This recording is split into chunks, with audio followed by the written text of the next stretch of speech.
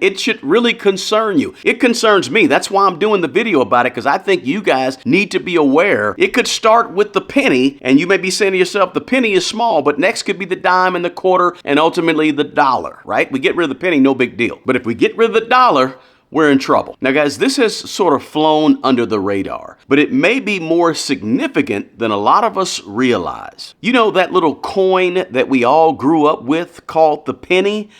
Well, it's gone. But the real question is, what's next in terms of our money? And what does it mean for our money? That the penny is no longer going to be produced. What does it mean for our freedom and the future of the U.S. nickel, dime, quarter, even the dollar? So on this video, I want to talk about this. The fact that the penny is no longer going to be produced and what that really means, what really could be next. Now, back in February of this year, President Trump issued an executive order. Now, that executive order was directing the U.S. Treasury to stop the production of new pennies being made. So the Treasury Department came out just last week and they said that, hey, you know what? The U.S. Mint is going to stop production of the penny starting at the beginning of next year, about 6 or 7 months from now. No more producing brand new pennies. And they said it's going to stop as soon as its inventory of blank molds ran out. And again, that's expected to happen in about 6 or 7 months from now. So the end of this penny is sort of symbolic, right? And really, it has some historical implication. I mean, think about it. How many things do we talk about that mentions the penny, right? A penny for your thoughts. A penny saved is a penny earned, right? The American penny has been part of the American folklore for hundreds of years. Why are they getting rid of the penny? What's the big deal about the penny? Let's talk about the big deal about the penny. Now, one of the reasons they want to get rid of the penny is because it cost, I think it said, I read a story where it said last year in 2024, it cost 3.7 cents to make every single penny. So it costs more to produce these pennies than what they're actually worth. That's an obvious reason and a pretty good reason to get rid of them, right? The fact that the production cost exceeds the face value, a wonderful reason to phase out the making of the penny. And in case you're wondering, it cost about 13 cents to make a nickel. Right? So the penny is gone today. I would say in another 2 or 3 years, we might see the nickel be gone as well. Look, I did a poll on YouTube's community tab just a couple of days ago. It got about 14,000 votes. And I asked, is it a good thing to get rid of the penny or is it a bad thing to get rid of the penny? Or do you just not care, right? And about 45% of everybody that responded to the poll of the 14,000 people, 45% said, get rid of the penny. We don't even need the penny anymore. I thought that was pretty astounding because we're talking about nearly 50% of the people say we don't need the penny, which is understandable based on the fact that it costs more to produce. But the real question, guys, is what's next? What's happening beyond the penny? And it may just sound like a trivial thing to you, but I want to clue you in or at least talk to you a little bit about what could be coming next down the road in say 4, 5, 10 years from now, right? It could be the phasing out of the dollar.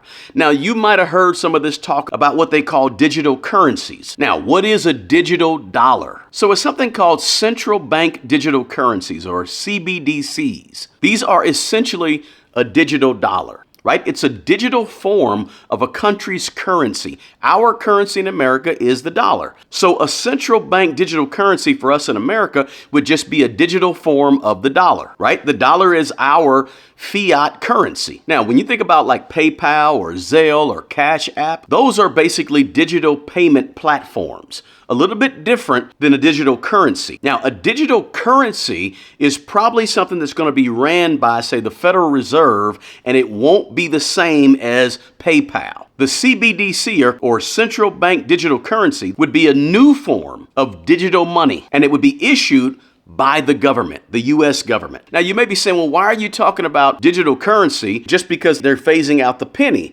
Well, I want you to be prepared for what may come down the pike down the road ultimately. So, yeah, getting rid of the penny is a small thing, seems like, but ultimately it could be a matter of getting rid of all of the dollar. So that's why this is important for us to at least be aware of. What I try to do on this channel is let you guys be aware of what's happening so you know and you can be prepared at least least mentally, if nothing else, for what could happen. Now, let me talk a little bit about digital currencies. I'm going to talk about some of the pros and some of the cons, some of the good things and some of the things that are going to be problematic, which I think a lot of this is going to be problematic if we go to a central bank digital currency. So what are the benefits of having a CBDC, a central bank digital currency? First of all, faster, more secure transactions. If you think the transactions will be more secure if we go with a digital currency. Also, you have maybe improved financial inclusion. If a country wanted to implement universal basic income, right, UBI, and said everybody's going to get $500 a month, easy to do if you have central bank digital currency. And it's easy to manage it as well. Now, here's the problem though. Managing the people's money means managing the people. And that's an issue. So yeah, there's some positives to central bank digital currency, but there's a lot of issues. Control is one of them. Let's go through some of the problems and issues that I see happening with digital currencies. The first thing is this: there's a potential increase in government surveillance of all financial transactions. Listen, if we went to a central bank digital currency, you would never essentially have your own money, right? The government would know every single thing about where you spend your money, how you spend your money, and to whom you give your money. They know everything about it. So the ability to have some privacy would be gone. And it might mean the end of banks as we know them today, right? Then, of course, you got your cybersecurity threats and cybersecurity problems and issues of people trying to scam and infiltrate the platform and the system on a regular basis. All of the hacking and technological glitches that could take place, not to mention that ultimate power would be out of your hands with your own personal finances, with your own money. You could only do whatever the government or whoever controlled, whatever that central bank is, you could only do what they allowed you to do with your money. Then you got taxes. Maybe it means automatically having your taxes coming out of your money, right? Because the Federal Reserve would control the money you have, the money you see, the money you get, and also control how much money you send over to the IRS for taxes. Meaning somebody's going to always be watching exactly what you do, when you do, how much you do, etc. So no privacy, no anonymity, and there will always be a record, a footprint. Here's the deal. Every time you spend money, there's going to be a footprint of where you spent that money and how you spent that money, right? That's what happens when you pay for something digitally. Everything is monitored, everything is tracked.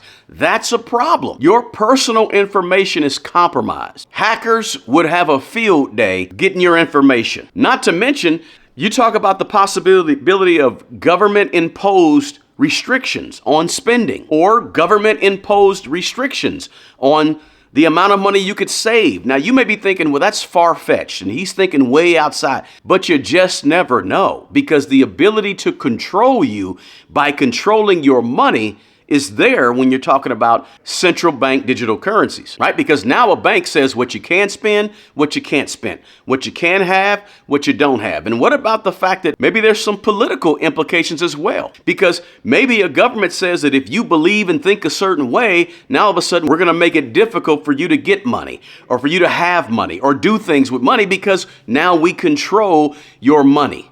And if you don't believe how we want you to believe, or you're a dissenter, or you think different, maybe perhaps now that government can turn around and say, you know what, we're going to cut off your money supply, right? So you lose freedoms when the government controls your money, or when the central bank controls your currency. It could prove to be a really efficient way for a government to control how you think or implement their political agenda, right? Not to mention the storage of this information. Who's going to have control over the data? Who's going to have control over the information that you've plugged into some central bank digital currencies platform to utilize, right? Who knows? All of these are risk when you're talking about a CBDC. Why?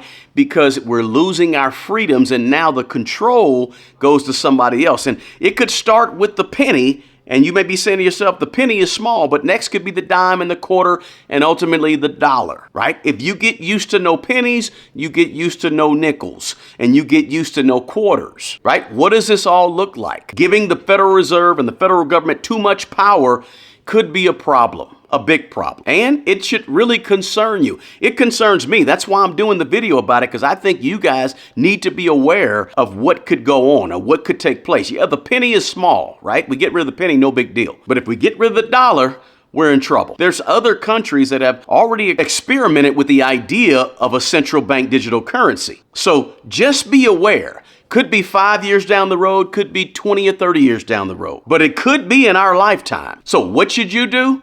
Make sure you have various streams of income. Make sure you have some, not just emergency money in cash, but you have some money that's also in other types of assets, right? Maybe you have some land. Maybe you have some real estate, commercial, residential, multifamily, doesn't matter. Maybe you have money in other areas besides just cash. Maybe you have some other things to barter with, right? Other rations or food, or maybe you have some physical protection, if you know what I mean, right? Something that in case something pops off, you're good to go. But you can barter with those things as well. You can say, hey, I'll trade you this for that, right? Maybe you have some water, a stored up amount of water that you could barter. You need to be thinking about having other things than just cash at your disposal. Because if the government does say, hey, we're swooping in and we're going to go ahead and create this central bank digital currency, you've got some other assets that you can use, that you can have besides the cash that they're going to confiscate and put all in this digital currency. And then you also want to consider getting rid of all this bad debt you have. You know, the debt on things that's going down in value that could be used against you if all of a sudden the digital currency became the norm and you have all this debt that you owe, and they can begin to garnish from your checks or from your accounts or from your digital bank account. They could begin to garnish that. You just don't know. I'm telling you to be aware. Now, I'm not a prepper, but I'm also somebody who wants to prepare for the future, and I want you guys to be ready for it as well. But look, the move from physical currency to digital currency, think about how this could be happening all the time when we see the proliferation of AI coming up as well, right? We have all this technological advancements in terms of what AI can do and can't do. And at the same time, there's these rumblings in various countries around the world of a digital currency, right? And we already know that our society, as well as other societies, have become more cashless as we've gone on, right? The use of the credit card, the use of platforms like PayPal and Zelle and Venmo and Cash App has become sort of the norm nowadays.